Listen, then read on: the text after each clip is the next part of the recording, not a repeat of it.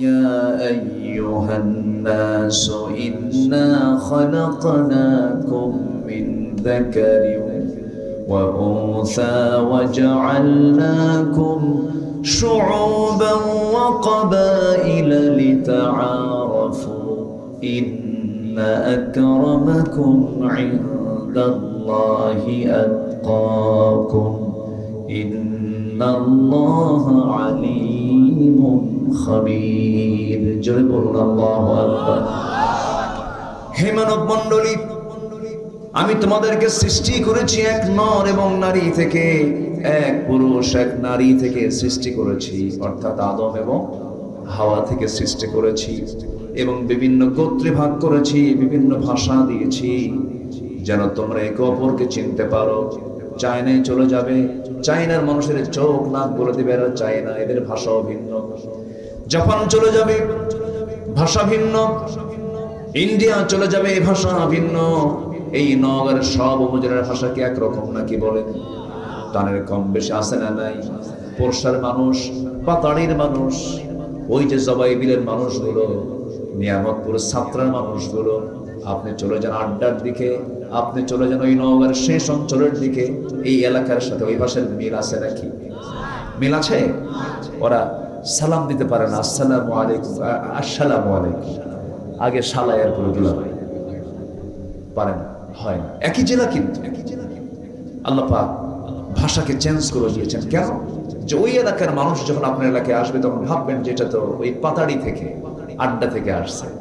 আল্লাহ পাক এটাকে পাসওয়ার্ড করে দিয়েছেন, আঞ্চলিক পাসওয়ার্ড, যেন চিনতে যেন ভুল না হয়।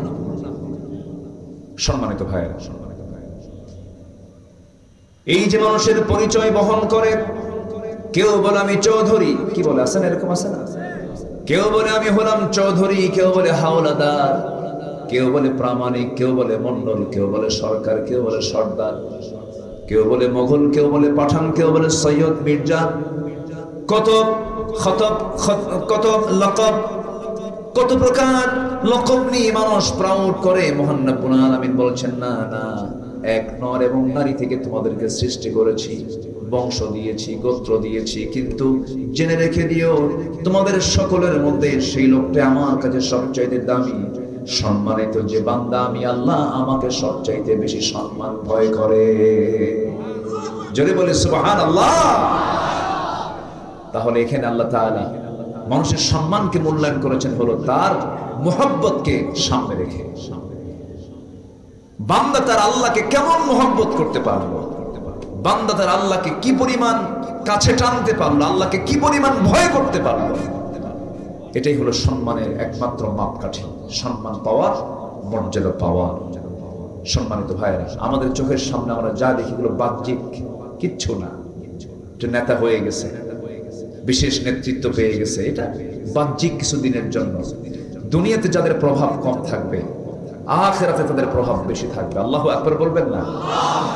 দুনিয়াতে যারা ফকির থাকবে, আখিরাতের জিন্দেগিতে তাদের হিসাবটা বেশি হবে না কম হবে? কম।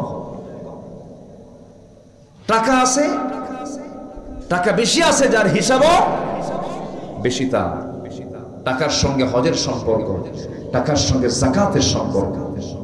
অতএব আল্লাহ আমাকে যা দিয়েছেন অথবা যা দেন নাই, দুঃখ আফসোসের কোনো কারণ নাই, বুক উঁচু করে বলতে হবে আলহামদুলিল্লাহ।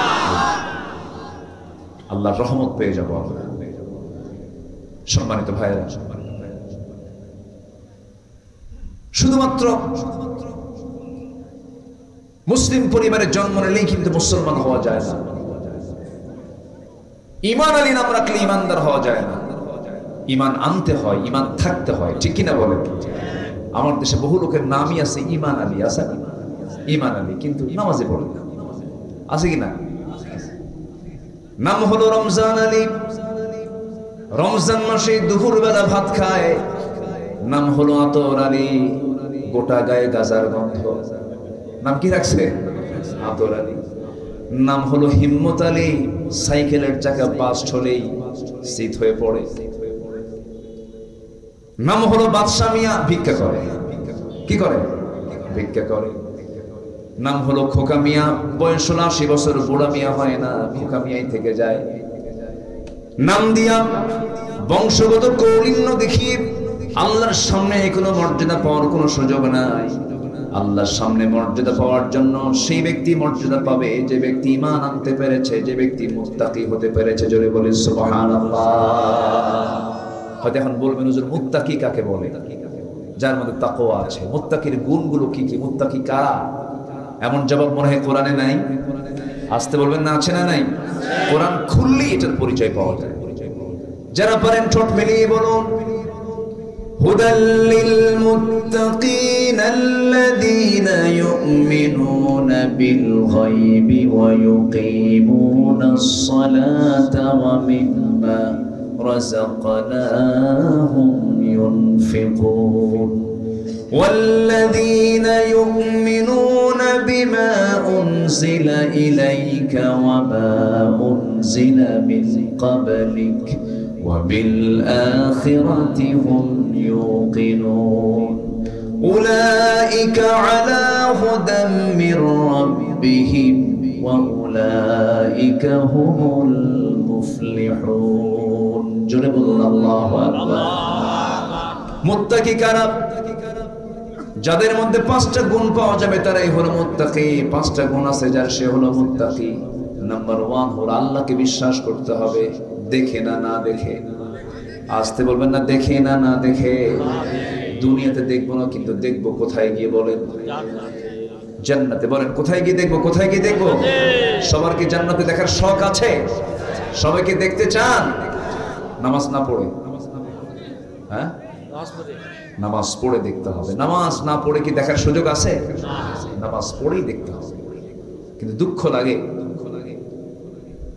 নামাজ আমার দেশের মুসলমান শতকরা 5 জন নামাজ পড়ে, আর বাকি 95 জন নামাজ পড়ে না। বেনামাজির নেতা আছে না নাই? বলেন তো। আচ্ছা বলেন তো, আমার দেশে এমন কিছু নেতৃত্ব কি নাই যে নেতৃত্বে নামাজ লাগে না? আছে কিনা বলেন? আছে কিনা বলেন? আছে। তাকে প্রমাণ করার জন্য শুধু আপনি মিলায় নেবেন।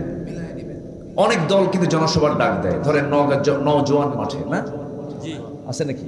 হ্যাঁ, নওজোয়ান মাঠে জনসভার ডাক দিল। জনসভা 11টায় সব কর্মীরা হাজির হলো। জোহর গেল, আসর গেল, মাগরিব গেল, খালি বক্তৃতার ঠেলায় খালি কাঁপতেছে সবকিছু। আগুন ঝরানো বক্তৃতা হচ্ছে। জোহর গেল, আসর গেল, মাগরিব গেল, কোন নামাজের কর্মসূচি নাই। নেতা নিজেও নামাজ পড়লো না, কর্মীরাও নামাজ পড়লো না। যে দলের দলীয় কর্মসূচিতে জাহান্নাম থেকে বাঁচানোর জন্য নামাজের কর্মসূচি থাকে না, সেই নেতৃত্বের মুখে আমরা থুতু মারি, জুতা মারি। দরকার নেই। আমাকে আগে জান্নাত পেতে হবে। কি পেতে হবে বলেন? জান্নাত পেতে হবে। জান্নাত পেতে হবে কি? নামাজ ছাড়া না নামাজ সহ? নামাজ সহ। দুঃখ লাগে, বুকটা ফেটে যায়। মাত্র 5 জন নামাজ পড়ে, আর বাকি 95 জন পড়ে না। আমার দেশে বিড়ি খাওয়ার লোক তো নাই। বিড়ি খুব কম লোক খায়। হ্যাঁ, বিড়ি তো স্বাস্থ্যের জন্য খুব ভালো না? হাই রে, বিড়ি খায়। বিড়ি খাওয়ার সাইজ দেখে মনে হয় জন্মই হয়েছে বিড়ি খাওয়ার। আছে না নাই বলেন তো? এত বিড়িটা, এত খাওয়া খায়। বহুদিন আগে এক মাহফিল ছিল আমার দেশে তো বহু গ্রাম, 14 গ্রাম, চট্টগ্রাম, ওইদিকে 20 গ্রাম আছে না? মাত্র 20 গ্রাম, 20 গ্রামে এক মাহফিলে গেলাম। আমি জান্নাতের নিয়ামতের আলোচনা করছিলাম। জান্নাতের মধ্যে এই নিয়ামতগুলো থাকবে, জান্নাতের ঝর্ণা থাকবে, জান্নাতের মধ্যে 4টা নহর রাখবেন আল্লাহ পাক, মধুর, দুধের, শরাবের, পানির। এরকম লম্বা সময় আমি আলোচনা করছিলাম। হঠাৎ করে এক বুড়া চাচার সামনে থেকে দাঁড়ায় বলে, হুজুর জান্নাতের তো বহু নিয়ামতের ওয়াজ করলেন, কিন্তু একটা চিন্তা আমার ভিতরে খুব বেশি তাড়া করছে। কি হুজুর? জান্নাতের সবই আছে, বিড়ি কি পাওয়া যাবে না? কি কথা কি বুঝতেছেন আপনারা? তাহলে ওনার ভিতরে ওই অখাদ্য কুখাদ্যের দিকে এত মহব্বত হয়ে গেছে যে তার টেনশন, জান্নাতের সব পেলেও বিড়ি যদি না পায় আমার জান্নাতের জান্নাত থাকবে না। সম্মানিত ভাইয়েরা, এই জাতি নামাজ পড়ে না। কত বড় একটা অপরাধ এটা। এটা নিয়ে কারো কোনো হেডেকই নাই, কোনো চিন্তাই নাই। নামাজ না পড়া কি ছোট অপরাধ না অনেক বড় অপরাধ? আল্লাহ তাআলা বান্দাকে প্রথম প্রশ্ন করবেন কি নিয়ে বলেন? নামাজ। এবং কোরআনকে প্রশ্ন করুন, কোরআন বলো জাহান্নামে যাওয়ার কারণগুলো কি? কোরআন সুন্দর করে জবাব দিচ্ছে, মা সালাকাকুম ফি সাকার ক্বালু লাম নাকু মিনাল মুসাল্লিন ওয়া লাম নাকু নুতঈমুল মিসকিন ওয়া কুন্না নাখুদু মা'আল খায়িদিন ওয়া কুন্না নুকাযযিবু বিয়াউমিদ্দিন হাত্তা আতানাল ইয়াকিন। জোরে বলুন আল্লাহু আকবার। আযান হয়েছে, আযান শুনেছি, আযানের আওয়াজ আমার কান বিদীর্ণ করে দিয়েছে, কান পর্যন্ত চলে এসেছে। ফজর পড়ি নাই, যোহর পড়ি নাই, আসর পড়ি নাই, মাগরিব পড়ি নাই। মুয়াজ্জিন আযান দিল, নামাজে হাজির হই নাই। আজকে জাহান্নামে যাওয়ার জন্য একটা কারণ, এক নাম্বার হলো নামাজের জন্য আহ্বান শুনেছি কিন্তু নামাজ পড়ি নাই, এই জন্য আজকে আমরা জাহান্নামে। আমার বন্ধুরা এখন বলুন তো, আমার দেশের 95% মানুষ তারা কেমন করে জান্নাতে যেতে চায়? কিন্তু এখানে যদি বলি, যারা বসে আছেন অবশ্যই সবাই বলবেন জান্নাত পেতে চাই, সবাই বলবেন জান্নাত লাভ করতে চাই। জান্নাত লাভ করার জন্য জান্নাতের যে চাবিটা লাগবে, সেই জান্নাতের চাবিটা কি বলেন? আরো যারা জান্নাতের চাবি কি বলেন? নামাজ নাই, যাতে নামাজ পড়ে না। ওয়াজ হয় বেশি না নামাজ হয় বেশি? বলেন, মুসল্লি বেশি না মসজিদ বেশি? মসজিদ বেশি। ফজরের সময় মুসল্লি খুঁজে পাওয়া যায় না। বিশাল এসি শীতাতপ নিয়ন্ত্রিত মসজিদ, টাইলস দিয়ে ভরা, এত সুন্দর মসজিদ, চকচক করছে। ফজরের সময় মোট মুসল্লির সংখ্যা হলো 3 জন, ইমাম, মুয়াজ্জিন, খাদেম। চাকরি না থাকলে এই তিনটাও থাকতে না। বাস্তব, বাস্তব। আর আমার নবীর মসজিদ ছিল পাকা না কাঁচা? বলেন বলেন, পাকা না কাঁচা? সেজদা দিলে পরে কপালে বালু লেগে যেত। কি আযান দিতেন বেলাল, আল্লাহু আকবার। এই তো কয়েকদিন আগে আল্লাহ পাক আমাকে মক্কা মদিনা যাওয়ার সুযোগ দিয়েছিলেন, গিয়েছিলাম। এখন তো 15-20 লক্ষ মুসলমান একসঙ্গে জামাতে নামাজ পড়তে পারে মদিনায়, কিন্তু এই মদিনার মসজিদ এত বড় ছিল না। ছোট্ট একটা মসজিদ, দুটা ইতিমের কাছ থেকে রাসূল কিনে নিয়েছিলেন জায়গা। খেজুর পাতার ছাউনি আর খেজুর গাছের কাণ্ড দিয়ে রাসূল মসজিদ বানিয়েছেন। সেই মসজিদের খালি মুখে বেরোর আযানটা আল্লাহর আরশ আজিম পর্যন্ত পৌঁছে গেছে। ভাইরে, এত বড় নিয়ামত জান্নাত আমি নামাজ না পড়ি পাবো, এটা কেমন করে আশা করি আমরা? বল, কেমন করে আশা করি? দুনিয়ার জিন্দেগিতেও তো যদি আপনি বিসিএস ক্যাডার হতে চান, কত পড়াশোনা করতে হয়, কত স্টাডি করতে হয়। দুনিয়ার জিন্দেগিতে একটা ব্যবসাকে প্রতিষ্ঠিত করার জন্য রাতকে রাত, দিনকে দিন পরিশ্রম করতে হয়, কত চিন্তা ফিকির, কত বুদ্ধি খাটাতে হয়। আর সর্বনিম্ন একটা জান্নাত, 10টা পৃথিবীর মতো একটা জান্নাত আল্লাহ পাক আপনাকে দিবেন নামাজ না পড়ে? কেমনে সম্ভব?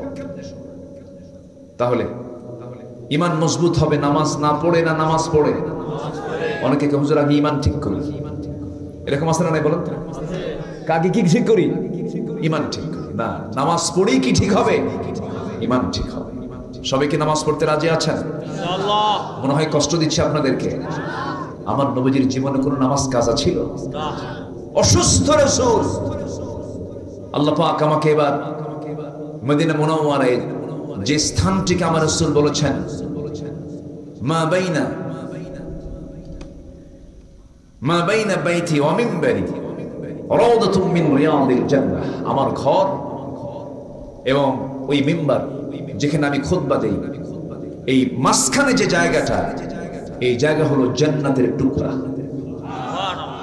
দুনিয়াতে একটা জান্নাতের টুকরা আছে না নাই বলেন তো?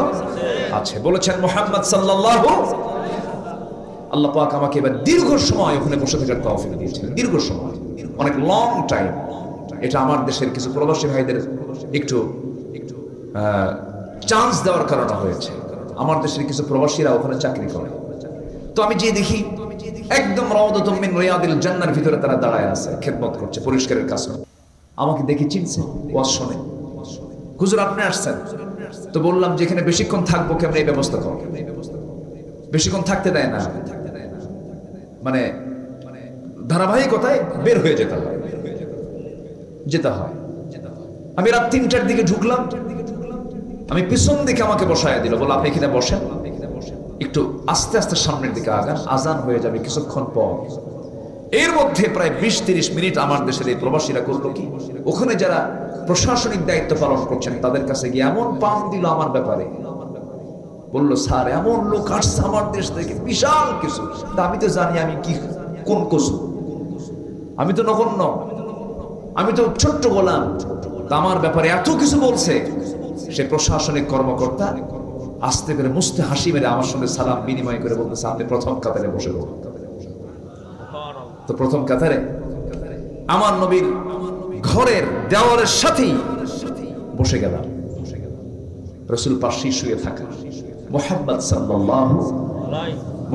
সাল্লাল্লাহু তিনি কেঁদেছেন দুনিয়াতে আমার জন্য, কবরে শুয়ে শুয়েও কাঁদছেন। কাল হাসরে সবাই নফসি নফসি বলে ব্যস্ত হয়ে পড়বে, আর আমার রাসূল শুধু উম্মতি উম্মতি বলে ব্যস্ত হয়ে পড়বে। সেই নবীজি আমার পাশে শুয়ে থাকা, বারবার সালাম দিচ্ছে, আসসালাতু ওয়াসসালামু আলাইকা ইয়া রাসূলুল্লাহ। সেই নবীজির ওই কবরে যখন তিনি শায়িত হন, তার আগের নামাজও তার মিস হয়নি। সুবহানাল্লাহ বলবেন না? সুবহানাল্লাহ। নামাজে খুব যত্নশীল ছিলেন আমার রাসূল, খুব যত্নশীল, খুব যত্ন রাখতেন, সবার আগে খোঁজ নিতেন নামাজ হয়েছে কিনা। সন্তানকে স্কুলে যেতে বলি, শাসন করি, ব্যবসার জন্য কত তাড়া দিই, দুনিয়ার কাজের জন্য কত পেরেশান হয়ে যায়, কিন্তু নিজের বিবেককে প্রশ্ন করে দেখি তো সন্তানকে নামাজের জন্য কয়দিন বললাম, বউকে নামাজের জন্য কয়দিন বললাম, পরিবারে নামাজের তাকিদ কেমন দিলাম। সন্তানগুলো নামাজ পড়ে না, সন্তানগুলো কাগলে ধরে বসে চোখের পানি ফেলে ফেলে বলবেন আমার কলিজার টুকরা সন্তানরা, তোরা যেমন আমার সাথে আজকে এই দুনিয়াতে একই ছাদের নিচে তোরা সময়টা কাটায় দিলি, আমি তোদের সঙ্গে জান্নাতে একই ছাদের নিচে একসঙ্গে সময় কাটাতে চাই, একসঙ্গে জান্নাত যেতে চাই, নামাজটা পড়। আমার বন্ধুগণ, সবাই দায়ী, সবাই দাওয়াত দিতে হবে, সবাইকে দ্বীনের কাজ করতে হবে। কোরআন শুধু আলেমদের জন্য নাজিল হয় নাই, কোরআন শুধু হাফেজদের জন্য নাজিল হয় নাই, কোরআন সবার জন্য নাজিল হয়েছে, হুদাল লিন্নাস ওয়া বাইয়িনাতিন মিনাল হুদা ওয়াল ফুরকান। আমার নবীজি নামাজের এত গুরুত্ব দিয়েছেন, রাসূল মারা যাবেন, আম্মা জান আয়েশার ঘরেই তার ইন্তেকাল হয়েছে। আম্মা জান আয়েশার ঘরে আমার নবীর স্ত্রী আম্মা জান আয়েশার উরুতে মাথা রেখে রাসূল শেষ নিঃশ্বাস ত্যাগ করেছেন। রাসূল যখন দুনিয়া থেকে বিদায় নেবেন, সেই সময় সর্বশেষ শব্দ চয়ন করেছেন, আয়েশা আমার উম্মতের জন্য বড় পেরেশান হয়ে আমি, আমার উম্মতকে বলে দিবা আমার উম্মতরা যেন অন্তত কখনো 5 ওয়াক্ত নামাজ না ছেড়ে দেয়। জোরে বলি সুবহানাল্লাহ। কয় ওয়াক্ত নামাজ বলেন তো? 5 ওয়াক্ত নামাজ। আমার নবীজি উঠতে পারেন না, নবীজির প্রচন্ড মাথা ব্যথা, নবীজির প্রচন্ড জ্বর, মুখ চোখগুলো গরম হয়ে গেছে, লাল হয়ে গেছে, একবার কপাল গরম হচ্ছে, একবার ঘেমে যাচ্ছেন আমার রাসূল।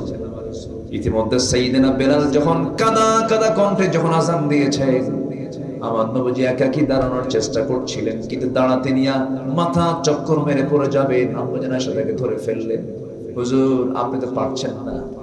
রাসূল বলছেন, আয়েশা রে, জামাতে নামাজ পড়ার সুযোগ বুঝে আমি আর পেলাম না। আফসোস করছেন, জামাতে পড়লাম, মনে হয় আমি জামাতে নামাজ পড়তে পারবো না আয়েশা, আমি আর পারতেছি না। ওরে আয়েশা, আমার বন্ধু আবু বকরকে বলে দাও, আমার বন্ধু আবু বকর যেন আমার মুসল্লায় দাঁড়ায় জামাতের নামাজটা আদায় করে দেয়। এই কথা যখন জানিয়ে দেওয়া হলো, সাহাবাদের মাঝে, সাহাবাদের মধ্যে কান্নার রোল পড়ে গেছে। আহারে, রাসূলের পিছনে বুঝে আর নামাজ পড়তে পারবো না।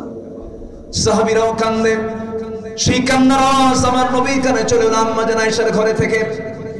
সব কাঁদতেছে, আমার রাসূল বলছেন, আয়েশা রে, নামাজটা শুরু হয়ে গেছে, সাহাবীরা কান্দে, কেন আমারে দেখাও। জানালার কাছে চলে গেলেন, উকি মেরে দেখলেন নবীজির চোখের কোণা বেয়ে বেয়ে টপ টপ করে পানি পড়ছে, গাল ভিজে যাচ্ছে। রাসূল কাঁদতেছেন, আম্মা জান আয়েশা তার চোখের পানিগুলো হাত দিয়ে মুছে দিচ্ছেন আর বলছেন, ইয়া রাসূলুল্লাহ, আপনার উম্মতরা সিজদায় পড়ে পড়ে আল্লাহর হক আদায় করছে, নামাজ পড়ছে, আপনি কেন কাঁদেন?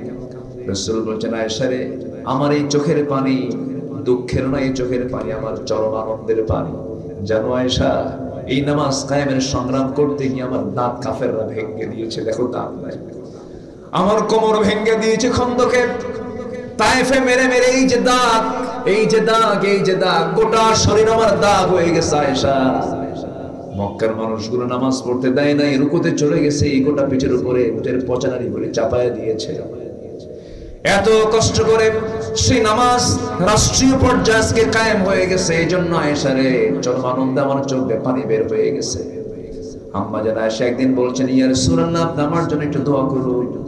আমার নবীজি হাত উঁচু করে দোয়া করছেন, আল্লাহ আমার আয়েশা আগের পরের সমস্ত গুনাহগুলো তুমি আল্লাহ মাফ করে দাও।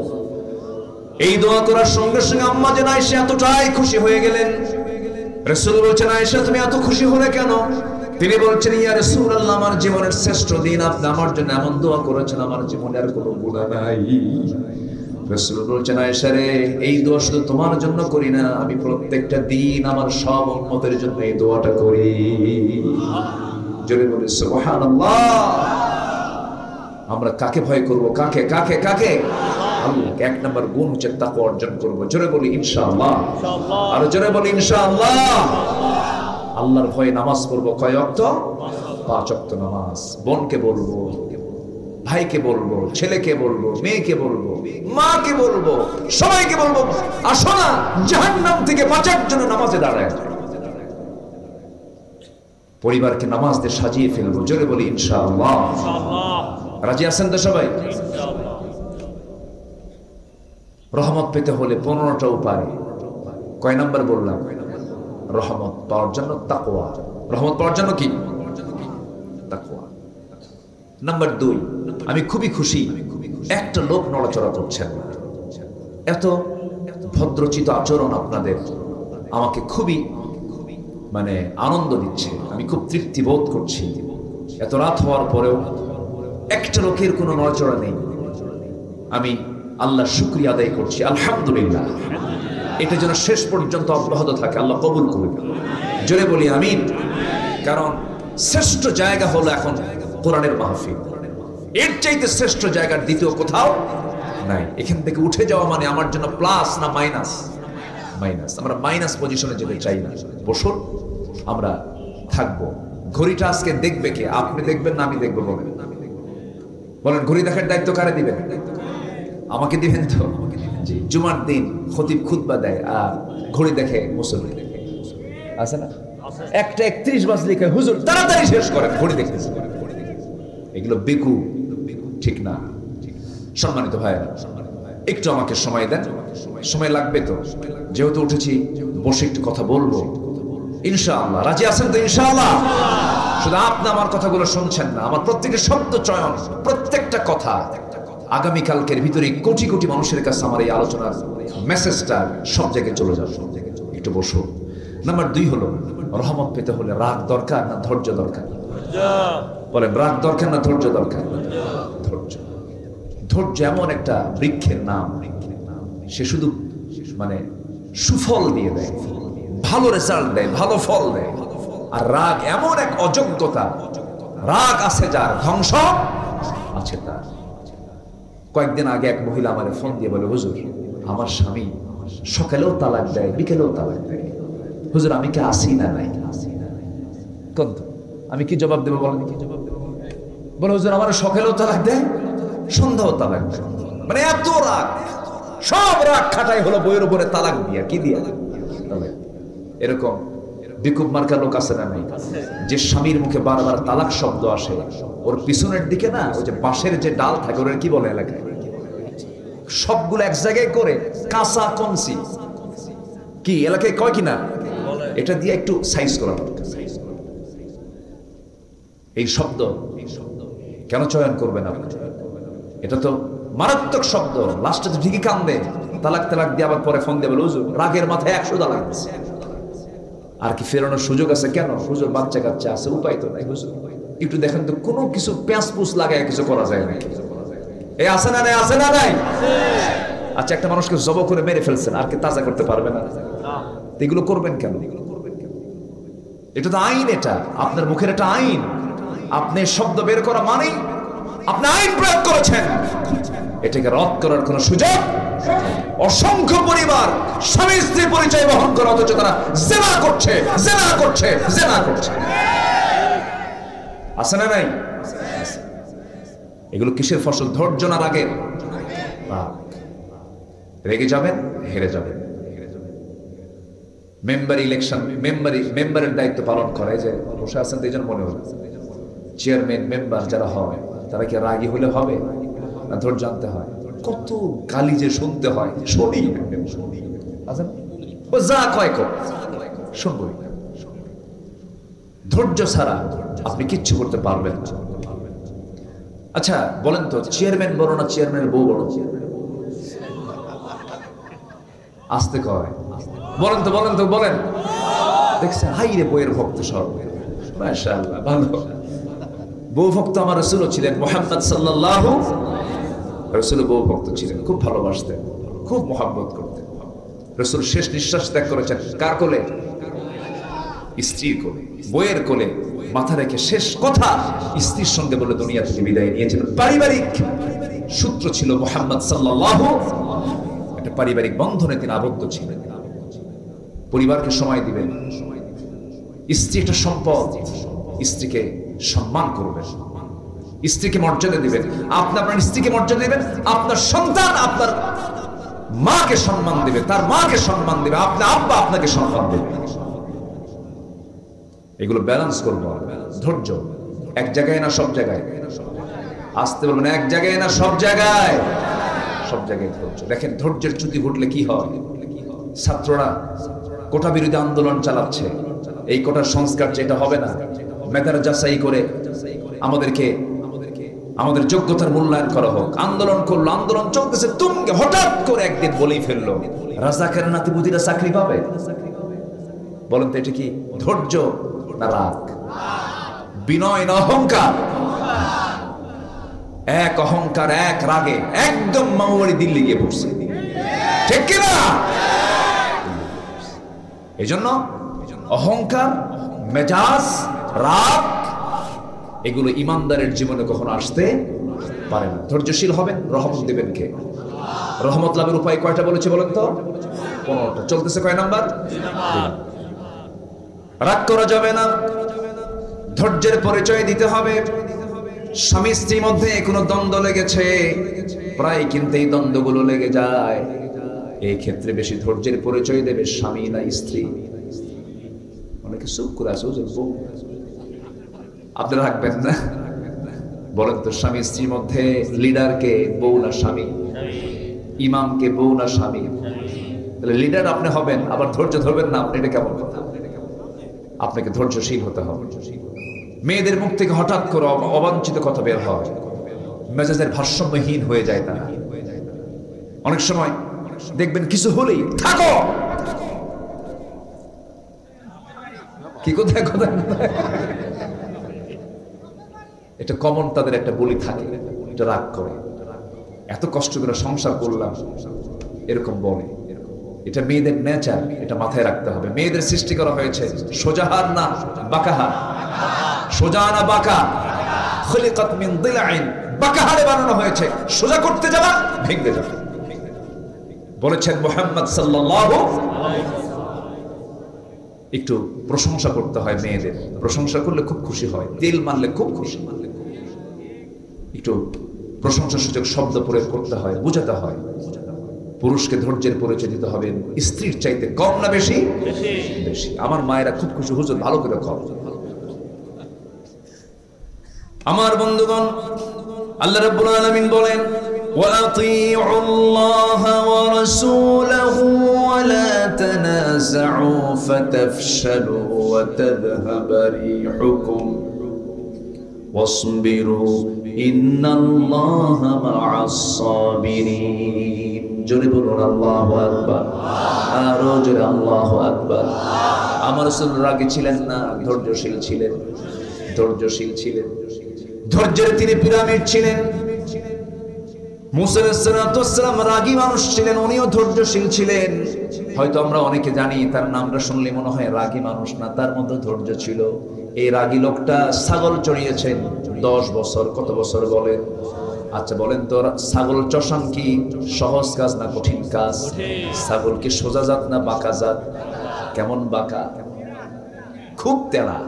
ছাগল যারা চড়েন তারা টের পাবে, ছাগল চড়তে পারলে দুনিয়া চড়ান যাবে, এত বাঁকা। ও যদি একবার ব্রেক মারে, ব্রেক মারা বোঝেন তো, সামনের 2 পা যদি একবার মাটিতে গেড়ে দেয়, দড়ি ছেড়ে যা, আমি যাবো না।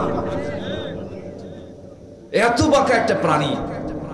সেই বাঁকা প্রাণীকে, ছাগলকে চড়ালেন সাইয়েদনা মুসা আলাইহিস সালাম 10 বছর। কত বছর বলেন? 10 বছর, শুধুমাত্র রাগ কমানোর জন্য। কি কমানোর জন্য বলেন? রাগ কমানোর জন্য। খুব রাগী লোক ছিলেন। এই মোবাইল আছে সাথে, মনে হয় আওয়াজ হচ্ছে। আমার বন্ধুগণ, একটু কান লাগাবেন, মনোযোগ দিয়ে শুনবেন। 10 বছর ছাগল পালনের দায়িত্ব তিনি পেলেন। সর্বশেষ দিন ছাগলগুলো নিয়ে যখন মাঠ থেকে নিয়ে আসতেছিলেন, হঠাৎ করে ছাগল পাল থেকে একটা ছাগল একাকি একদিকে দৌড় মারা শুরু করে দিয়েছে। সেই সিটকে পড়া সেই ছাগলটা ধরার জন্য নবীও দৌড়াচ্ছেন, ছাগলও দৌড়াচ্ছে। শেষ পর্যন্ত ছাগলকে ধরতে ধরতে তিনি হাঁপসে গেলেন, ঘরমাক্ত হয়ে গেলেন। ছাগলটাও ঘেমে গেছে, এমন রাগ উঠছে। ছাগলটা ধরে 2 পা 2 হাতে ধরে শূন্যে চড়েছেন। কি মারবেন? আসার মারবেন, খুব রাগ উঠছে। কিন্তু লক্ষ্য করে দেখেন ছাগলটা থরথর করে কাঁপে, চোখে মুখে ভয়, লোমকূপ দিয়ে ঘামগুলো টপ টপ করে পড়তেছে। তিনি মনে মনে চিন্তা করলেন, আহারে বেচারা ছাগল রে, তোর তো কোনো জ্ঞানী নাই, তোর তো কোনো ইলম নাই, তোরে মায়েরা কি লাভ হবে? তার মধ্যে একটা ধৈর্য চলে আসলো, বুঝ চলে আসলো। ছাগলটার 2 পা 2 হাত থেকে আস্তে করে ছেড়ে দিয়া বুকের সঙ্গে ছাগলকে জড়িয়ে রেখে তিনি আদর করলেন, স্নেহ দিলেন, রহমত করলেন, বরকত দিয়ে দিলেন, তার আদর করলেন। আল্লাহ বলছেন, মুসা তোমার রাগ কমে গেছে, ধৈর্যশীল হয়ে গেছে, আমি তোমার নবুয়ত দিয়ে দিলাম। যেরকম সুবহানাল্লাহ। তাহলে বিয়া আগে না ধৈর্য আগে? হ্যাঁ, এটা মনে রাখেন, ধৈর্য আগে। ব্যবসা আগে না ধৈর্য আগে? ধৈর্য আগে। সব জায়গায় ধৈর্য লাগবে, ধৈর্য ছাড়া কিচ্ছু হবে না। এই যে বসে আছেন, বলেন তো ওয়াজ আগে না ধৈর্য আগে? বসে থাকতে হবে। শয়তান তো লেগেই আছে, বোঝেন না? শয়তান ও বারবার বলে, আপনি কবেন না, বসে থাকতে হবে। ধৈর্য, আমরা ধৈর্যশীল হব। জোরে বলি ইনশাআল্লাহ। একজন নবীর গায়ে 18 বছর ঘা ছিল, ঘা, গন্ধ, পোকা। কে বলেন তো? বলেন কে কে কে? আইয়ুব আলাইহিস সালাম। কোনদিন কি তিনি ধৈর্যহীনতার পরিচয় দিয়েছেন? একবার কি বলেছেন, আল্লাহ তুমি কি করলা? এটা বলছেন? পরিবার চলে গেছে, সংসার ওলটপালট হয়ে গেছে, অসুস্থতা হয়ে গেছে। দুঃসময় তো সবাই থাকে না, দুঃসময় সবাই থাকে। অনেকে দৌড় মারে, দৌড় মারে কিনা বলেন? দৌড় মারে। ওই দুঃসময়ে কেউ তার পাশে ছিল না। 18 বছর ধরে এত বড় জটিল রোগে আক্রান্ত হলেন, কুষ্ঠ রোগে আক্রান্ত হলেন। আল্লাহর পয়গম্বর একটাবারও তিনি মনক্ষুণ্ণ হলেন না। কিন্তু জিহবা পর্যন্ত ঘা যখন পৌঁছে গেছে, জিহবায় লাগে। আল্লাহকে বলছে, আল্লাহ সব জায়গায় ঘা দিয়েছে, কোনো দুঃখ নাই, জিহবায় ঘা দিও না, কারণ তোমার নামের জিকির করবো কেমনে? তোমার নামের জিকিরটা আমি কেমনে করবো? আল্লাহ তোমার নামের জিকির করার জন্য অন্তত জিহবাটাকে অক্ষত রেখে দাও। আল্লাহ বলেন, আইয়ুব আমি তোর সকল পরীক্ষা আমি তোর 5 নাম্বার দিয়ে দিলাম। আইয়ুব তোর হারানো যৌবন, হারানো সৌন্দর্য আমি আল্লাহ আমি তোর আবার ফেরত দিয়ে দিলাম। যেরকম সুবহানাল্লাহ। ধৈর্য। আমার ভাইরা, আমার বন্ধুগণ, এই দুনিয়াতে যত অর্জন হয়েছে ধৈর্যের মধ্যে দিয়ে অর্জন হয়েছে। ধৈর্য ছাড়া কোনো অর্জন সম্ভব নয়। ধৈর্যশীলদের সঙ্গে আল্লাহ রাব্বুল আলামিন আছেন। আল্লাহ কি সুন্দর করে বলছেন। নাম্বার 3 হলো ইবাদতে মনোনিবেশ দেওয়া। 2টা চলে গেছে, এখন আমরা আসি ইবাদতে মনোযোগী হওয়া। ইবাদত দুই প্রকার, অবহেলার ইবাদত আর একটা হচ্ছে মনোযোগের ইবাদত। অনেকে নামাজে দাঁড়ায় কিন্তু খেয়াল টিয়াল কিচ্ছু নাই, আছে না? এরকম আছে না? আছে না? আছে কিনা বলেন? আছে। নামাজের মজা তারা পাবে না। কোন এক রমজান মাসে আমি মদিনায় শেষ রাত্রে আমি কিয়ামুল লাইলে নামাজে দাঁড়ায় গেলাম। ইমাম সাহেব নামাজি দাঁড়ায় গেলেন, লম্বা 2 রাকাত নামাজ পড়লেন। লম্বা 2 রাকাত নামাজ আমার যতটুকু মনে পড়ে সেই দিন 40 থেকে 50 মিনিট মাত্র 2 রাকাত নামাজ তারা আদায় করতে পেরেছেন, শেষ করেছেন। আল্লাহু আকবার। মাত্র কয় রাকাত? 40 থেকে 50 মিনিট সময় লেগেছে। নামাজের মধ্যে মজা যদি না পাওয়া যায় তাহলে কি থাকা যাবে? মজা পেতে হবে। নামাজের একটা মজা আছে, ইবাদতের একটা মজা আছে, একটা স্বাদ আছে। সেই স্বাদটা পাওয়ার জন্য সবার আগে শর্ত হলো মনোযোগ দেওয়া। কি দেওয়া বলেন তো? মনোযোগ দেওয়া। সাইয়েদনা আলী জিহাদের ময়দানে যুদ্ধ করতে গিয়ে পায়ের মধ্যে তীরবিদ্ধ হয়ে যুদ্ধ ময়দান থেকে ফিরে এসেছেন। তীর যখন ঢোকে সোজা ঢুকে যায়, সহজে কি বের হয়? সহজে কি বের হয়?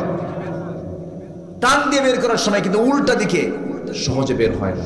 চরম কষ্ট পাচ্ছেন তিনি। সব সাহাবীরা পরামর্শ করলো কি করা যায়। নবীর কাছে বলা হলো, হুজুর আলীর তো এই অবস্থা হয়েছে, কি করি আমরা? আমার রাসূল বলছেন, শোনো, স্বাভাবিকভাবে তোমরা তার পা থেকে তীর বের করতে পারবে না, ও কষ্ট পাবে, খুব কষ্ট হবে। কিন্তু আমি জানি আমার আলীর নামাজের মধ্যে মনোযোগিতা কেমন, আমি জানি। তোমরা আলীকে নামাজে দাঁড়াতে দাও, নামাজের মধ্যে তোমরা তার পা থেকে টান মেরে তীরটা বের করে দিবে। একটু আস্তে কর সুবহানাল্লাহ, আর জোরে কর সুবহানাল্লাহ। নামাজের মধ্যে একটু মশা পড়লে পরে আছে কিনা? আর নামাজ যদি একটু লম্বা করে, সূরা লম্বা করলে তার কোনো লোকমান চলবে না, তাই না? তখন মানে কি গলার একটা আওয়াজ, হুজুর শেষ করো না। মনোযোগ, মনোনিবেশ হতে হবে। والذين هم للصلاة والذين قد أفلح المؤمنون الذين هم في صلاتهم خاشعون। খুশুর সাথে অত্যন্ত মনোযোগ দিয়ে নামাজ পড়তে হবে। আমার নবীজির এমন সময় গেছে ঘন্টার পর ঘন্টা চলে গেছে শুধু একটা সেজদার মধ্যে, সেজদার ভিতরে। সেজদা দিলে জবাব দেন কে? আস্তে জবাব দেন কে? আপনি সেজদার মধ্যে আপনি যা চাবেন আল্লাহ তাই কবুল করবেন।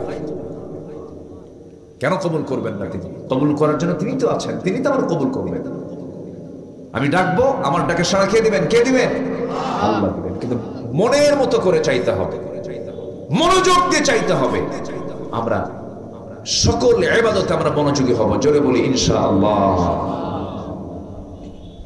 আল্লাহ রাব্বুল আলামিন বলেন, وما أمروا إلا ليعبدوا الله مخلصين له الدين حنفاء ويقيموا الصلاة ويؤتوا الزكاة وذلك دين القيمة।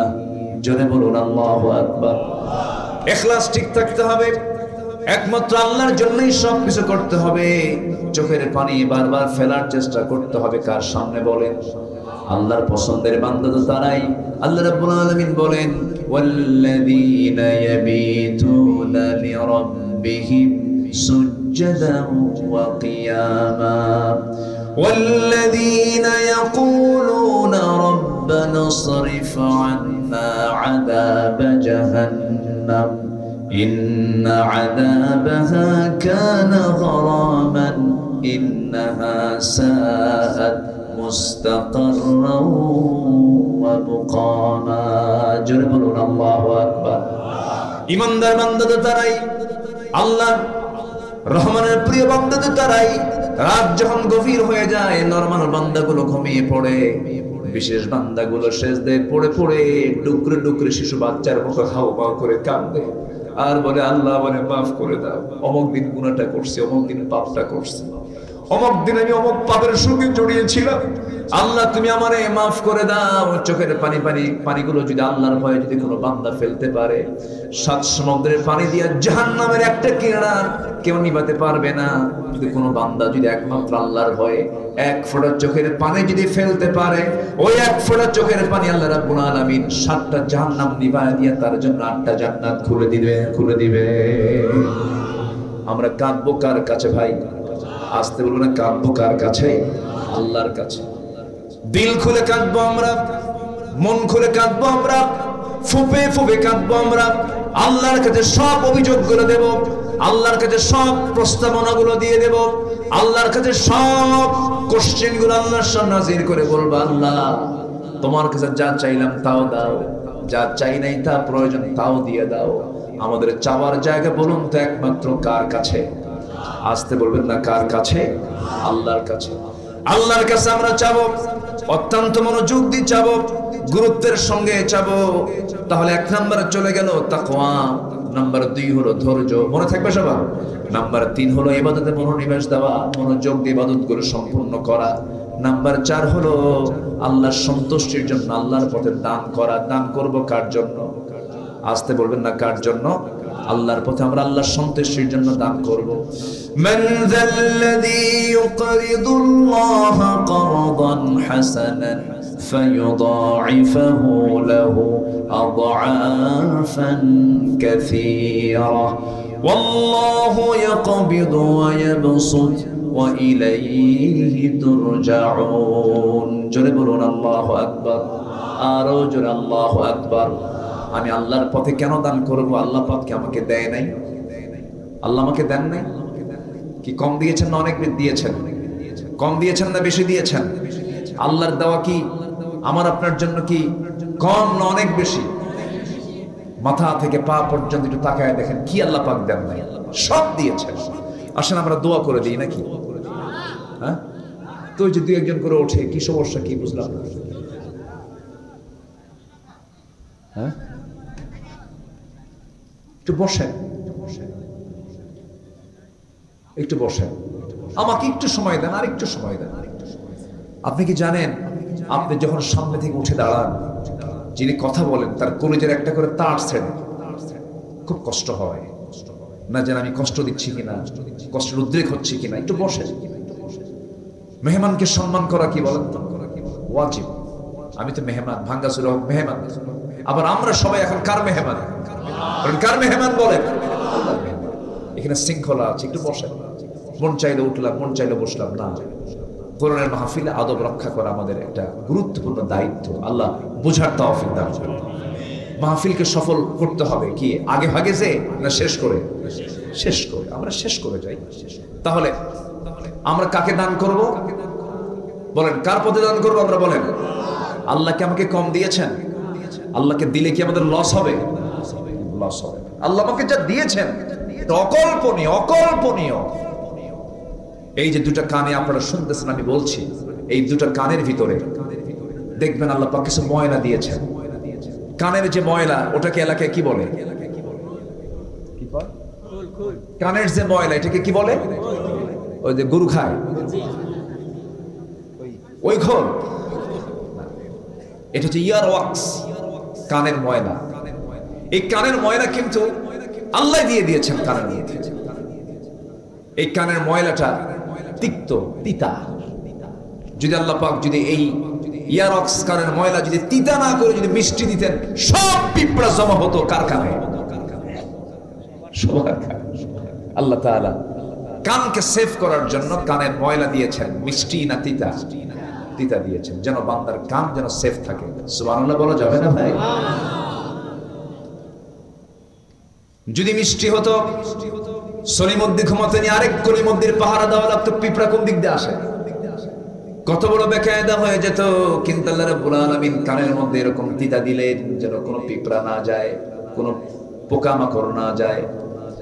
আবার এই কান থেকে সোজা আপনি চোখে চলে আসেন। চোখ, কান, নাক, পদ্মা মেঘনা যমুনা যত বড় তার চেয়ে বেশি বড় হলো আমার চোখ, কান, নাক, গলা। অনেক বড় ডিপার্টমেন্ট, এটা ইএনটি ডাক্তার যারা তারা বোঝেন। কত বড় নিয়ামত তিনি দিয়ে দিয়েছেন। দেখেন চোখ আল্লাহ রাব্বুল আলামিন কত বড় নিয়ামত দিয়ে দিয়েছেন। এই চোখের পানি আল্লাহ রাব্বুল আলামিন লবণ করেছেন না মিঠা করেছেন? বলেন বলেন, কি করেছেন? লবণ করেছেন, খরা করেছেন। কিন্তু আমরা খাই কি পানি? কি পানি খাই? কিন্তু চোখের পানি কি হয়ে যায় বলেন? মেশিন ছাড়া। মেশিন ছাড়া লবণ হয়? তাহলে মেশিন আছে না নাই? বলেন, প্রত্যেক চোখে মেশিন আছে না নাই? বলেন।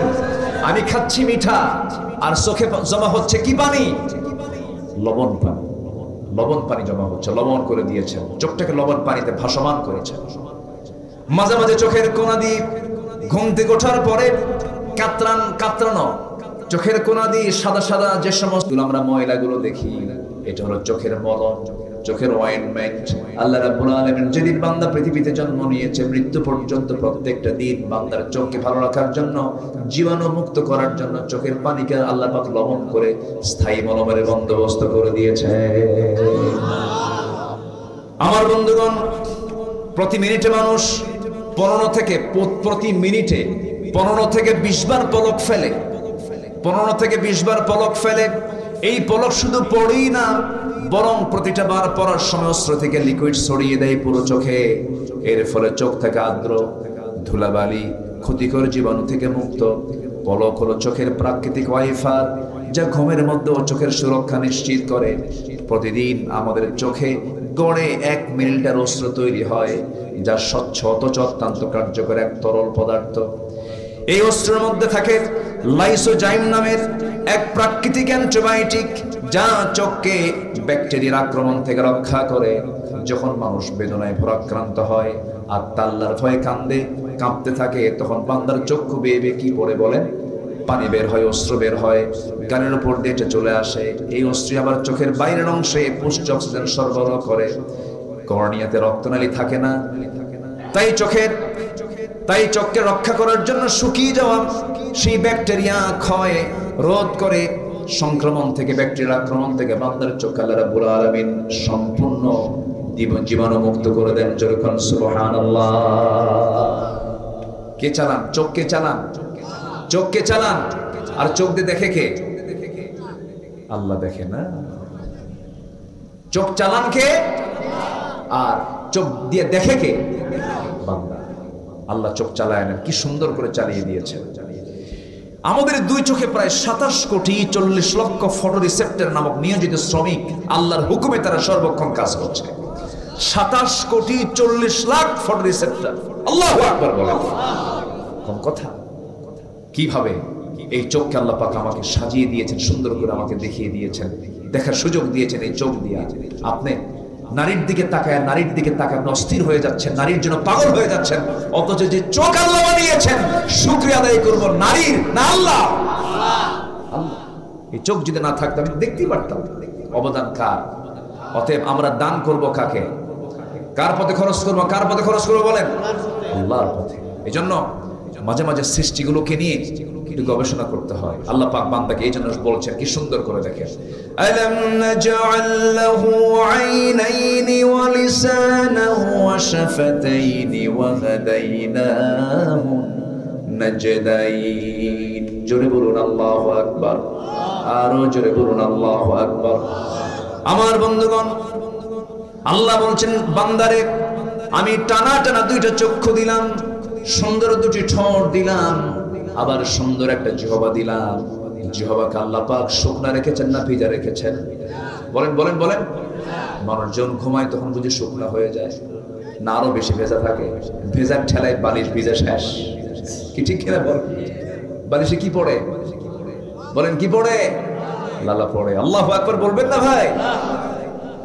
আল্লাহ সারা জীবন আমার জিহ্বাকে আল্লাহ পাক ভিজায় রেখেছেন, সারা জীবন ভিজিয়ে রেখেছেন। একটু শুকনা হলে রুচি আসে, জ্বর হলে মুখ তিতা হয়ে যায়। মুখ কি হয়ে যায়? সব খাবার কি লাগে? তিতা লাগে। তখন বোঝা যায় যে হ্যাঁ, লালার কি বরকত আর জিহ্বার স্বাদের কি মজা, তখন টের পাওয়া যায়। আল্লাহ পাক বলছেন বান্দা কি সুন্দর তোকে একদম সিক্ত করা জিহ্বা দিয়েছি, ভিজানো জিহ্বা দিয়েছি, এবং সে লালাতে কোনো স্বাদ রাখি নাই। স্বাদ রাখলে তুই মিষ্টির স্বাদ পেতি না, তুই পুটির স্বাদ পেতি না। আজকে কমিটি যে খাওয়াইছে আমারে, আল্লাহ তুমি জান্নাতের খাবার খাওয়া, খুব খাওয়াইছে আলহামদুলিল্লাহ। একদম ভর্তা থেকে শুরু করে একদম সবকিছু। কি খাবেন কি আপনি, মানে দেখার ঠেলায় খাওয়া শেষ। অনেক আয়োজন করেছে তারা, এই যে এত প্রকারের স্বাদ, কিন্তু জিহ্বা কয়টা? যদি এটা নাটবল্টু সিস্টেম হতো, ব্যাগ ভর্তি 50টা জিহ্বা নিয়ে যেতে হবে। গরু গোশত খেলে নাটবল্টু দিয়ে লাগাও, কি কথা বোঝেন নাই? লাগাবেন কখন, খাবেন কখন? জিহ্বা একটা, হাজার খাবার। সুবহানাল্লাহ বলেন। আল্লাহ পাক কি নিয়ামত দিয়ে দিয়েছেন। জিহ্বা কয়টা? একটা। আর খাবার অসংখ্য।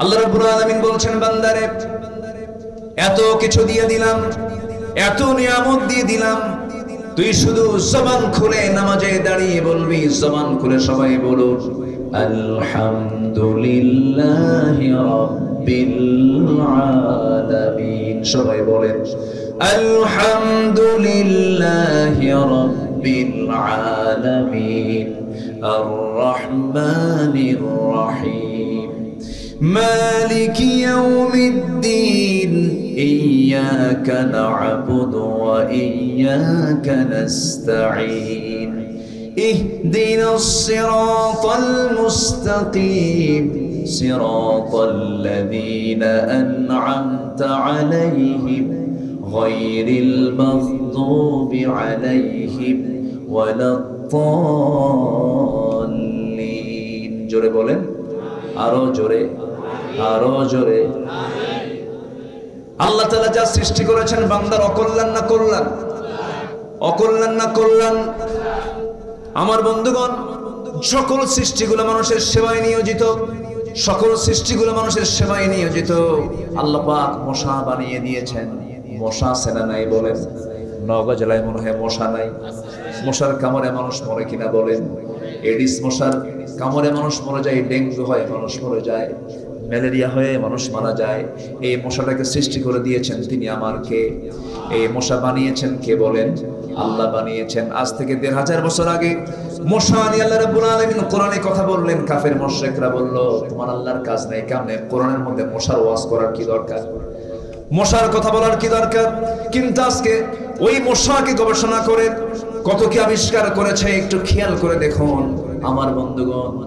মশা যখন ঘরের মধ্যে আপনি কোথাও দেখতে পান না, রাতের বেলা ঘুমিয়ে পড়ছেন, চতুর্দিকে জানালা লাগানো, লাইট দেখে দেখলেন কোথাও মশা নাই, কিন্তু আপনি লাইট অফ করা মাত্রই যখন ঘুমাতে গেছেন মশারি টাঙ্গান নাই, নাকের কাছে কানের কাছে সে সারেগামা পাধানিশা আছে কিনা বলেন?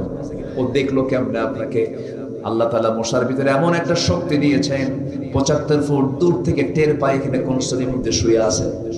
75 ফুট দূর থেকে। আল্লাহু আকবার বলেন।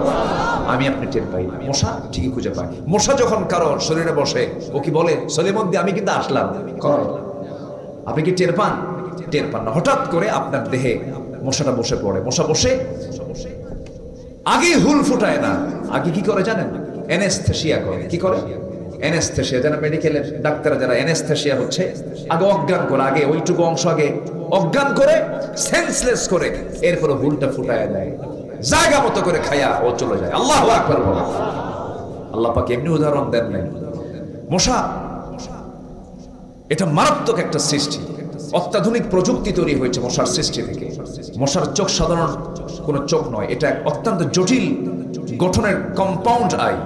এটা মারাত্মক আল্লাহ তাআলার একটা সৃষ্টি। এটা মানে এটাকে গবেষণা করে অনেক কিছু তৈরি হয়েছে। কম্পাউন্ড আই, যেখানে শতাধিক ক্ষুদ্র লেন্স একসঙ্গে কাজ করে, এই জন্য সে চতুর্দিকে একসঙ্গে দেখতেও পারে। আজকে আধুনিক বিজ্ঞান ঠিক একই টেকনোলজি ব্যবহার করে ডিফেন্স ড্রোন, সেলফ ড্রাইভিং কার, রোবোটিক ভিশন সিস্টেমে এগুলো আবিষ্কার করেছে। প্রকৃতির এক ক্ষুদ্র সৃষ্টি হয়ে উঠেছে প্রযুক্তির বিশাল অগ্রগতির এক মূল অনুপ্রেরণা। অথচ আল্লাহ রাব্বুল আলামিন আজ থেকে 1500 বছর আগে এই মশার উদাহরণ দিয়ে দিয়েছেন। যেরকম সুবহানাল্লাহ, ইন্নাল্লাহা লা ইস্তাহি আন ইয়াদরিবা মাসালান মা বাউদাতান ফামা ফাওকাহা। আল্লাহু আকবার। আচ্ছা, এখানেই শেষ নয়। মশার মুখে আমরা যে সুরের মতো যে সুচটা দেখি, আসলে এটা সূচের সংখ্যা একটা নয়, এগুলো 6টা অংশে বিভক্ত। কয়টা অংশে বলেন তো? ওই ছোট্ট সুরের মধ্যে কয়টা অংশ আছে? 6টা। 6টার আলাদা আলাদা কাজও আছে। 1 নাম্বার, মশার শরীরে অবস্থিত শেষ 2টি সুচ, যা ছুরির কাজ হলো আমার আপনার শরীরকে নির্দিষ্ট জায়গা থেকে ফেড়ে ফেলে, আগে ফেড়ে ফেলে। তারপরে দুইটা সূচের কাজ হলো মানব দেহ থেকে ব্লাড ভেসেল এটা খুঁজে বের করে। পঞ্চম সৃষ্টি দিয়ে সে চেতনানাশক এক প্রকার কেমিক্যাল নিঃসরণ করে যেন ওই জায়গাটা অবশ হয়ে যায়। এরপর শেষ সৃষ্টি দিয়ে সে রক্ত শুষে নিয়ে চলে আসে। আরো আশ্চর্যের বিষয় হলো এই জটিল এবং নিখুঁত ডিজাইন থেকে অনুপ্রাণিত হয়ে আধুনিক বিজ্ঞানীরা তৈরি করেছেন মসকিউটো ইন্সপায়ার্ড সিরিঞ্জ। এই সিরিঞ্জ আবিষ্কার করেছে মশার সুর থেকে, মশার সামনের ওই থেকে, সিরিঞ্জ থেকে। আল্লাহু আকবার। তাহলে এক অপার সৃষ্টির পরিকল্পনা বান্দার অকল্যাণ না কল্যাণ। অতএব আমরা দান করব কার পথে? আসতে বলবেন, দান করব কার পথে? আল্লাহর পথে। মধুকে দিয়েছেন, মধুর ভিতরে সব রোগের ঔষধ আছে না নাই? কিন্তু মধুটা ভেজাল করলো কে? আল্লাহ। কে করছে ভেজাল? কে করছে? নওগাঁর মিষ্টির দোকান থেকে সুরা কিছু ঢুকায় দিছে। অথচ 1 পাউন্ড মধু তৈরি করতে লক্ষ লক্ষ মৌমাছিকে দিনের পর দিন পরিশ্রম করে সেই মধুগুলো সংগ্রহ করতে হয়। এটার দাম পৃথিবীর কোনো মানুষ দিতে পারবে না। যদি আমরা 1,500-2,000 টাকা 1,000 টাকায় কিনি, কিন্তু শ্রমিক হিসাবে মৌমাছিকে যদি আপনি মূল্য দিতে চান, সে যে পরিমাণ দৌড়ায়, লক্ষ লক্ষ কিলোমিটার জার্নি করে 1 পাউন্ড মধু তৈরি হয়। আর সেই মধুর ভিতরে যারা শিরা ঢুকায়, ভেজাল ঢুকায়, তাদের ফাঁসি হওয়া দরকার। সব কার নিয়ামত? বলেন কার নিয়ামত?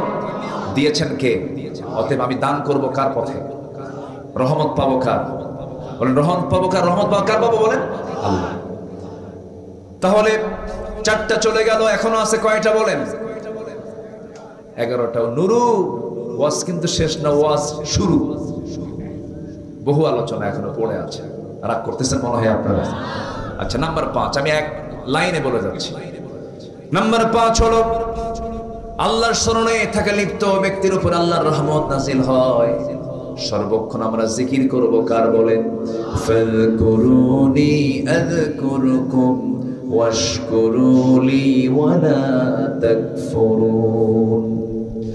الذين يذكرون الله قياما وقعودا وعلى جنوبهم ويتفكرون في خلق السماوات والأرض ربنا ما خلقت هذا باطلا سبحانك فقنا عذاب النار. جربنا الله أكبر.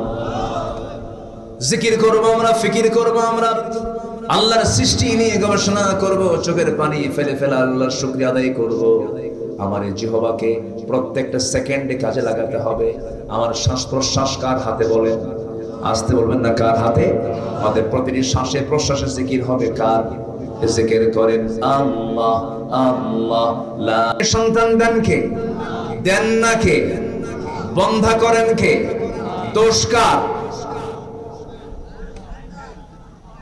কি কইল? আল্লাহর দোষ। ফয়সালা কার? ফয়সালা কার? আল্লাহ। সন্তান হলে, মেয়ে হলে অভিযোগের শেষ নাই মেয়ের মার উপরে। তোর পেট পচা, আছে না এরকম বলে না? তোর পেটে ছেলে নাই। এমন কি তালাকের ঘটনা পর্যন্ত ঘটে বারবার মেয়ে হওয়ার কারণে। এত মূর্খ, এত অসভ্য কিছু বান্দা আছে না? বলেন কেন? আমার নবী কি ছেলের বাপ না মেয়ের বাপ? বলেন ছেলের বাপ না মেয়ের বাপ? মেয়েদের বাপ। আমার নবী যে মেয়েদের জন্য বাজার আগে করেছেন। রাসূল বলেছেন যেখানে মেয়ে আছে সেখানে বরকত আছে। যেরকম সুবহানাল্লাহ। নবীজি সম্পত্তি ভাগ করতে নিয়ে আগে বলেছেন আল্লাহ পাক ছেলের ভাগ না মেয়ের ভাগ? লিযাকারি মিসলু হাযিল উনসাইন। আগে মেয়ের ভাগটা বুঝায় দাও। কিন্তু ভাইরা অত্যন্ত প্রতারণা করে সমস্ত মানুষ সম্পদের যুগের পর যুগ ধানের জমি খায়া 10 বছর 15 বছর পাড়ি দেওয়ার পরে জমি খাইছে, বোনের সম্পত্তি দেয় আরেক জমি থেকে। ঠিক কিনা বলেন? এরকম প্রতারণক ভাই মনে হয় নওগাঁ জেলায় নাই। আসতে বলবেন না, আছে না নাই? দেয় না। বলবো বলবো কিছু বলবো। যে উঠবে ভাববো ওই ভাইটা বোনকে সম্পত্তি দেয়। বলেন বোনকে সম্পত্তি দেয় না। বাপ মারা গেছে কোন দিন? মাঝে মাঝে পাম্পট্টি দেয়, একটু আসো, দাওয়াত দেয়, মিষ্টি টিষ্টি খাওয়ায়, বগুড়ার দই, নাটোরের কাঁচাগোল্লা, যশোরের খই সবকিছু হাজির করে পাম্পট্টি দিয়ে থুয়ে দেয়, 2 ভরি স্বর্ণের একটা চেন দিয়া কোটি টাকার সম্পদ নেওয়ার ধান্দায় থাকে। এমন প্রতারক ভাই আছে না, বলেন তো? আবার মাঝে মাঝে ওয়াজ করে, বোন একটা কথা বলে কি, অংশ নিলে কিন্তু ধ্বংস হয়। দেখছেন কত বড় পাক্কা শয়তান। মানে শয়তান দেখার জন্য দূরে যাওয়া লাগবে না, যে কয় অংশ নিলে ধ্বংস হয় ওটাই দেখতে শয়তানের মতো, পাক্কা শয়তান। বোনকে সম্পত্তি বুঝাই দিতে হবে, মন খারাপ করে না খুশি করে না। বলেন বলেন বলেন বলেন, মন খারাপ করে না খুশি করে? খুশি মনে বোনকে সম্পত্তিগুলো বুঝাই দিতে হবে। বোন এদিকে আসো, তোমার অংশ তুমি নিয়ে চলে যাও, আমার 2 বিঘা তোমার। বলেন ভাইয়ের 2 বিঘা, বোনের 1 বিঘা। কার হুকুম? কার হুকুম? এটা কার হুকুম? মেয়েদের কি লস? পুরুষের আয় আছে, ব্যয় আছে, মহিলার কোনো ব্যয় নাই, কিন্তু কি আছে? বলেন কি আছে? আয় আছে। মেয়েদের শুধু আয় কিন্তু ব্যয় নাই, যা আসে সব শুধু জমা হয়, কিন্তু নিচের তলির কোনো ফুটা নাই। পুরুষের তলির ফুটা আছে, চলে যায়, সম্পদ থাকে না, ক্ষয় হয়। স্বামীর দায়িত্ব বউকে দেখে না, বউয়ের দায়িত্ব স্বামীকে দেখা। বলেন বলেন কে দেখবে? স্বামী দেখবে না বউ দেখবে? স্বামী দেখবে বউকে, এটা দেখা ফরজ। এটা দেখা কি ফরজ। বউ যদি 100 কোটি টাকার মালিক হয়, বউ যদি কয় আমি তোমারে দেব না, কিছু কোনো গুনাহ হবে না। হয়তো মানবতার খেলাফ হতে পারে, কিন্তু অধিকার হচ্ছে স্ত্রীর। স্বামী তার সম্পূর্ণ খরচ বহন করবে, এই দায়িত্ব কে দিয়েছেন বলেন? আল্লাহ দিয়েছেন। এত কিছু দেওয়ার পরও মেয়েরা কয় আল্লাহ আমাদের কোনো দাম টাম দেয় নাই, অথচ মেয়েরা রাজরানীর মতো বসে বসে খাবে, পুরুষ মানুষ খাওয়াবে, এরপরও কয় ইসলাম ঠকাইছে। নাউজুবিল্লাহ বলবেন না? যেরকম নাউজুবিল্লাহ। তাহলে সন্তান ছেলে হোক মেয়ে হোক, বুক উঁচু করে বলবো নাউজুবিল্লাহ। যেরকম বলেন বলেন কি বলবো? কি বলবো? কি বলবো? আমার এক মুসল্লি হেডমাস্টার, শিক্ষক, ওনার 7টা মেয়ে। কয়টা মেয়ে বলেন তো? 7টা মেয়ে। আমার স্ত্রী গর্ভে বাচ্চা আসছে, 9 মাস পার হয়েছে, বাচ্চা এবারও হয়েছে মেয়ে। তাহলে বাচ্চা হলো মোট কয়টা? মেয়ে কয়টা হলো? 8টা। হুজুর আমার 9ম মেয়ে যখন, 8ম মেয়ে যখন হলো, গোটাল গোষ্ঠী আমার বাড়িতে এসে হাজির। সবার চোখ এরকম বড় বড়, মনে হয় কত বড় যে আমি দাগি আসামি। আমারে বলে শরম নাই, লজ্জা নাই, একটার পর একটা নিশ্চয়ই আর নিতে যেও না, এই বাচ্চার নাম রেখে দাও ইতি, সমাপ্তি, আর না চাই না। হেডমাস্টার শিক্ষিত মানুষ তো, সচেতন মানুষ, বুঝে। বলতেছে হুজুর এরা সব এরকম পরামর্শ দিল, আমি বললাম আমার সন্তানের নাম রেখে দিলাম আশা, মানে আরো আসুক। কথা বলছেন না? তাহলে মানে আল্লাহর শুকরিয়া আদায় করার মতো বান্দা দুনিয়াতে আছে না নাই? জানেন মেয়েরা কত বরকতের। রাসূল মেয়েকে ছাড়া কিচ্ছু বুঝতেন না। আম্মা জান আয়েশা সিদ্দিকা রাসূলের স্ত্রী ছিলেন, খুব কাছে টানতেন। তার কলিজার টুকরা মেয়ে ফাতিমাকে খুব কাছে টানতেন। যেখানেই যেতেন 3 দিন পার হতে দিতেন না, মেয়েকে দেখতে যেতেন। সুবহানাল্লাহ বলেন। রাসূল মেয়েদেরকে খুব ভালোবাসতেন। আমরা আমাদের কন্যা, আমাদের স্ত্রী সবাইকে পর্দার মধ্যে রাখবো। জোরে বলি ইনশাআল্লাহ, জোরে বলি ইনশাআল্লাহ। তাদেরকে কখনো কষ্ট দেব না, তাদেরকে কখনো হেয় করব না, তাদেরকে কখনো ছোট চোখে দেখবো না, তাদেরকে কখনো আন্ডার এস্টিমেট করবো না, কখনো না, কখনো না, কখনো না। আপনি জানেন আপনার একটা মেয়ে আপনাকে জান্নাতে নিয়ে চলে যাবে। জোরে বলেন সুবহানাল্লাহ। সে যদি পর্দায় থাকতে পারে, দ্বীন মানতে পারে, কোরআন মানতে পারে, ওই মেয়েটা আপনাকে টেনে টেনে জান্নাতের দিকে নিয়ে চলে যাবে। রাসূল নিজে বলেছেন যার ঘরে 3টা মেয়ে তার জন্য 3টা জান্নাত। আল্লাহ পাক আমাকে 4টা মেয়ে দিয়েছেন। এত আস্তে আলহামদুলিল্লাহ। বিয়ে কি আপনারা দিবেন নাকি? ভয় মনে টেনশন পেয়ে গেছেন, একটু বলেন না ভাই আলহামদুলিল্লাহ। কোন খারাপ করেন কেন? জি, তাহলে ব্যবসা যাই হোক না কেন, লস লাভ, সন্তান যেটাই হোক না কেন, অসুস্থ হই না কেন, সব জায়গায় আমরা ভরসা করবো কার উপর? আল্লাহ। তোমারই তো ফয়সালা। ওয়া ইযা আযামতা ফাতাওয়াক্কাল আলাল্লাহ, ইন্নাল্লাহা ইউহিব্বুল মুতাওয়াক্কিলিন। সূরা আলে ইমরান আয়াত নাম্বার 159। নাম্বার 8 হলো পবিত্রতা অর্জন করবে যারা, রহমত পাবে তারা। ইন্নাল্লাহা ইউহিব্বুত তাওয়াবিন ওয়া ইউহিব্বুল মুতাতাহহিরিন। নাম্বার 9 হলো কৃতজ্ঞতা প্রকাশ করা, কৃতজ্ঞতা চিত্ত, নিজের চিত্ত তৈরি করা। লা ইন শাকারতুম লা আযীদান্নাকুম ওয়া লা ইন কাফারতুম ইন্না আযাবি লাশাদীদ। নাম্বার 10 হলো আল্লাহর ভয়ে কাঁদা। আল্লাহর জন্য একমাত্র কাঁদা। পৃথিবীর মানুষ কোনো কাঁদার মূল্য দেবে না। বউয়ের সামনে স্বামী কাঁদবে, বউ বলবে পুরুষ মানুষ কাঁদে নাকি। স্বামীর সামনে বউ কাঁদবে, পুরুষ স্বামী বলবে মহিলা এরকম কাঁদে। কেউ কান্নার মূল্য দেবে না। অভিনয় বলবে অভিনয় করে কান্দে, কেউ কান্নার মূল্য দেবে না। কিন্তু কান্নার মূল্য 16 আনা দিবেন তিনি আমার কে? আল্লাহর ভয়ে আমরা কাঁদবো। আল্লাহ রাব্বুল আলামিন সুন্দর করে বান্দাকে বলছেন কাঁদো। ওয়া ইযা তুতলা আলাইহিম আয়াতুর রাহমানি খাররু সুজদান ওয়া বুকিয়া ওয়া বুকিয়া। জোরে বলুন আল্লাহু আকবার। আমার বন্ধুগণ, আল্লাহর জন্য কাঁদতে হবে, আল্লাহর ভয়ে কাঁদতে হবে। নাম্বার 11 হলো ধৈর্য। সালাতের মাধ্যমে আল্লাহর সাহায্য চাইতে হবে। ওয়াস্তাঈনু বিস-সাবরি ওয়াস-সালাহ ইন্নাল্লাহা মা'আস সাবিরিন। আল্লাহ রাব্বুল আলামিন রহমতে ধন্য করবেন আমাদেরকে এই সমস্ত গুণ যদি অর্জন করতে পারি। নাম্বার 12 হলো সালাতের প্রতি যত্নবান হওয়া, আল্লাহর সামনে বিনম্র হয়ে দাঁড়ানো। আল্লাহ রাব্বুল আলামিন রহমতে ধন্য করবেন। নাম্বার 13 হলো আল্লাহর সামনে দাঁড়ানোর পরে নিজে প্রবৃত্তিকে কামনা বাসনা থেকে দূরে রাখা। মন তো খারাপ কিছু চায়, মন চায় উল্টা পাল্টা কিছু করতে, কিন্তু মনটাকে কন্ট্রোল করতে হবে একমাত্র কার ভয়ে? ওয়া আম্মা মান খাফা মাকামা রাব্বিহি ওয়া নাহান নাফসা আনিল হাওয়া ফাইন্নাল জান্নাতা হিয়াল মাওয়া। জোরে বলুন আল্লাহু আকবার। নাম্বার 14 হলো সৎকর্মশীল হওয়া, ফাসাদ সৃষ্টিকারী না হওয়া। ফাসাদ যারা সৃষ্টি করেছে যুগে যুগে, ওই যে নমরুদের দিকে তাকান, ফেরাউনদের দিকে তাকান, হামানদের দিকে তাকান। এই সমস্ত ফাসাদ সৃষ্টিকারী যারা ছিল তাদেরকে সব খতম করে দিয়েছেন তিনি আমার কে? আসতে বলেন তিনি আমার কে? ভালো কাজ আমরা করব। ওয়ালা তুফসিদু ফিল আরদি বা'দা ইসলাহিহা ওয়াদউহু খাওফান ওয়া তামআন ইন্না রাহমাতাল্লাহি করিবুম মিনাল মুহসিনিন। জোরে বলুন আল্লাহু আকবার। সৎকর্মশীল আমরা হয়ে যাব, খারাপ কোনো কাজের জন্য আমরা নিজেকে প্রস্তুত করব না। সর্বশেষ হলো আল্লাহ এবং রাসূলের পরিপূর্ণ আনুগত্য আমাকে আপনাকে করতে হবে।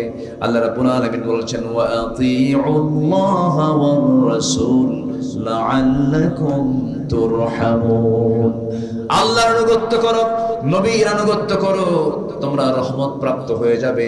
এই 15টা কাজ যদি কোনো বান্দা করে, রহমত আল্লাহ পাক তাকে একদম ঘেরাও করে রাখবেন, রহমতে তাকে বেষ্টন করে ফেলবেন। আল্লাহর রহমত প্রাপ্ত বান্দার ঠিকানা হবে জাহান্নাম না জান্নাত।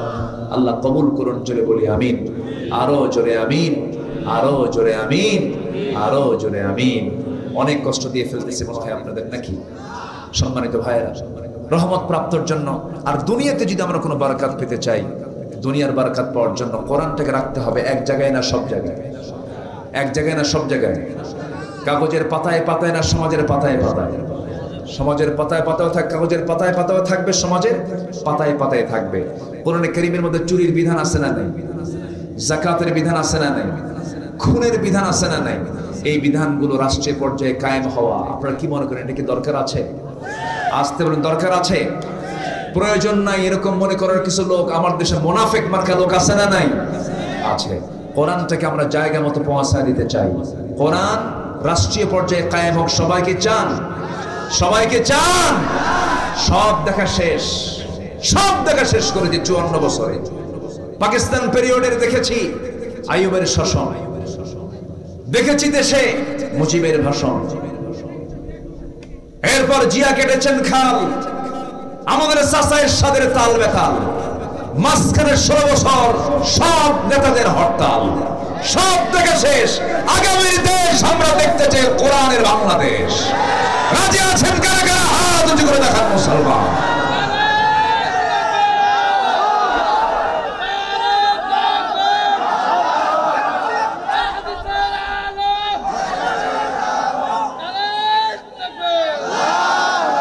আল্লাহ কবুল করুন। জোরে বলি আমিন, আরো জোরে আমিন।